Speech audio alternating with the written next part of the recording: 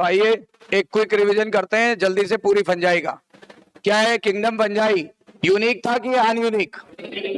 पहला multicellular eukaryotic cell वाला heterotrophic organism है जिसमें बायोडाइवर्सिटी ज्यादा है। किसके आधार पर बायोडाइवर्सिटी ज्यादा है? मॉर्फोलॉजी और हैबिटेट वाइज। जबकि मेटाबॉलिक बायोडाइवर्सिटी या न्यूट्रिशनल बायोडाइवर्सिटी पूछा जाए तो मोनेरा।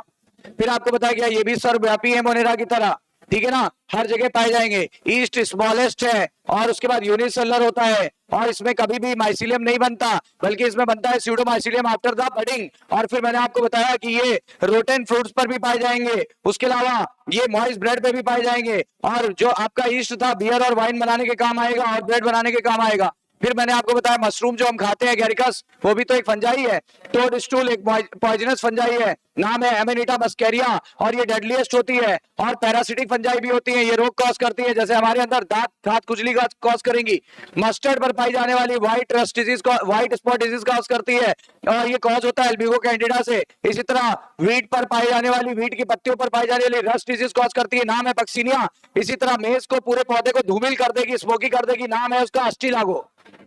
याद आया?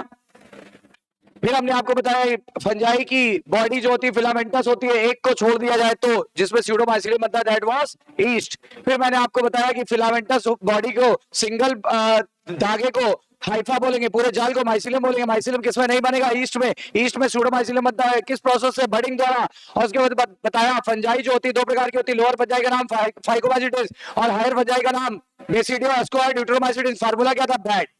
ठीक है, आगे बढ़ते हैं। फिर मैंने आपको बताया फाइकोमाइसिटिस में क्या होगा, इसमें कंटिन्यूअस और tube like field multi nucleated cytoplasm होता है, दैट इज सिलोसिटिक हाइफा। और हायर फंजाई जैसे बैड में, इनमें सेप्टेट होगा यानी क्रॉस वॉल पाई जाएगी, ठीक है, और ब्रांच भी होगा। Is that clear? फिर मैंने आपको बताया कि सेल वॉल जो होती है काइटिन और पॉलीसेकेराइड की बनी होती है। कंडीशन क्या होती है? मॉइस्ट और वार्म कंडीशन चाहिए। फ्रिज में उल्टा होता है इसलिए वो पनप नहीं पाएंगे, राइट, और हमारा फूड स्पॉइल होने से बच जाएगा। न्यूट्रिशन मोस्टली हेटेरोट्रॉफिक होता है और इसमें तीन तरह का मेन न्यूट्रिशन देखा जा सकता है। पहला कौन सा होता है? पहला होता है सैप्रोफिटिक, सड़ी गली चीजों से चीजों को अवशोषित करेंगे, लिखा है ना, absorb organic matter from dead and decaying material. Example rhizobus. Rhizobus का दूसरा नाम ब्रेड मोल्ड, क्योंकि ये ब्रेड को खराब करता है। परजीवी वाले में डिजीज कॉजिंग वाले आएंगे, जैसे अभी कुछ नाम लिए थे, पक्सिनिया, अस्टिलागो, उसके बाद एल्ब्यूगो और हमारा रिंगवर्म कास्ट करने वाला, ठीक है ना, और ये लिविंग बॉडी पे पाए जाएंगे। फिर आपको बताया गया सिम्बायोटिक के दो एग्जांपल थे, एक तो लाइकेन और एक माइकोराइजा। लाइकेन जो होता है वो एल्गी प्लस फंजाई के एसोसिएशन से बनेगा, ये खाना बना के इसे देगा, ये मिनरल वाटर लेकर के इसको देगा, यहाँ पर भी ये इसको खाना देगा और ये मिनरल वाटर देगा और भी अन्य काम करेगा। डिटेल में देखेंगे दूसरे चैप्टर में। फिर आगे रिप्रोडक्शन तीन प्रकार का होगा, फार्मूला बताया वास, वेजिटेटिव, एसेक्सुअल और सेक्सुअल। वेजिटेटिव में तीन तरीके हैं, फिजन और फ्रेगमेंटेशन और बडिंग। और उसके बाद एसेक्सुअल में सेक्सुअल स्पोर बनेंगे, दो प्रकार के बनेंगे, मोटाइल और नॉन मोटाइल। मोटाइल वाले का नाम जू स्पोर और नॉन मोटाइल वाले का नाम कोनिडिया और स्पोरेंजियोस्पोर। उसी प्रकार सेक्सुअल रिप्रोडक्शन में क्या होगा? सेक्सुअल रिप्रोडक्शन में तीन प्रकार के स्पोर बनेंगे।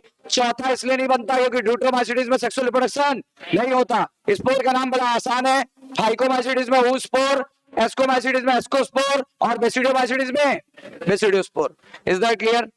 फिर आगे आपको बताया डिटेल ऑफ सेक्सुअल रिप्रोडक्शन बताया गया, ये एक फ्रूटिंग, ये एक विशेष बॉडी में बनेगा, विशेष बॉडी का नाम है फ्रूटिंग बॉडी। और मैंने आपको बताया इस ये जो होता है तीन स्टेप में होता है। सबसे पहले प्रोटोप्लाज्म का फ्यूजन होता है, that is known as plasmogamy.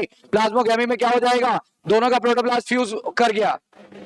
फिर आपको बताया अब न्यूक्लियस का फ्यूजन होगा, न्यूक्लियस के फ्यूजन को क्या बोलते हैं? कैरियोगैमी।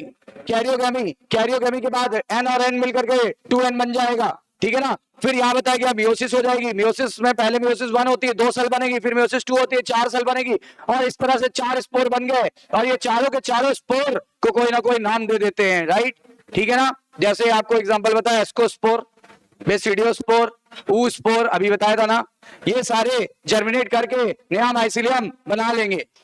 फिर आपको बताया गया विशेष केस, कुछ फंजाई में ये तीनों स्टेप एक साथ होने लगता है। पहले plasmogamy karyogamy, plasmogamy karyogamy meiosis, नया फंजाई बन गया। लेकिन इनके कुछ मेंबर में फार्मूला बनाया था बैड, बेसिडियो और एस्को में जो डाइकैरियोट फेज होती है। डाइकैरियो फेज में होता क्या है? प्लाज्मोगैमी तो हो जाती है लेकिन कैरियोगैमी कुछ देर के लिए स्टॉप हो जाती है, ठीक है ना। तो इसमें क्या होगा? एक ही सेल में दो हैप्लॉइड और डिफरेंट न्यूक्लियस पाए जा रहे हैं। इसी कंडीशन को बोलते हैं क्या? इस कंडीशन को बोलेंगे डाई कैरियोटिक स्टेज। और फेज पूछा जाए तो डाई कैरियो फेज, और कंडीशन पूछी जाए तो डाई कैरियोट, कंडीशन को बोलेंगे डाई कैरियन, स्टेज को बोलेंगे डाई कैरियोटिक स्टेज, और फेज को बोलेंगे डाई कैरियो फेज।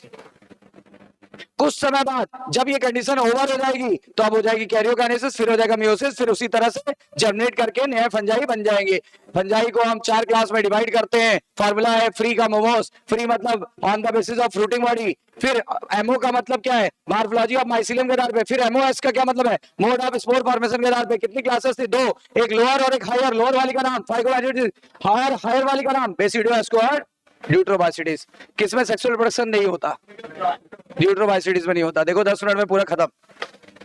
ठीक है, इसके आगे का फिर हम लोग करते हैं, फिर मिलते हैं।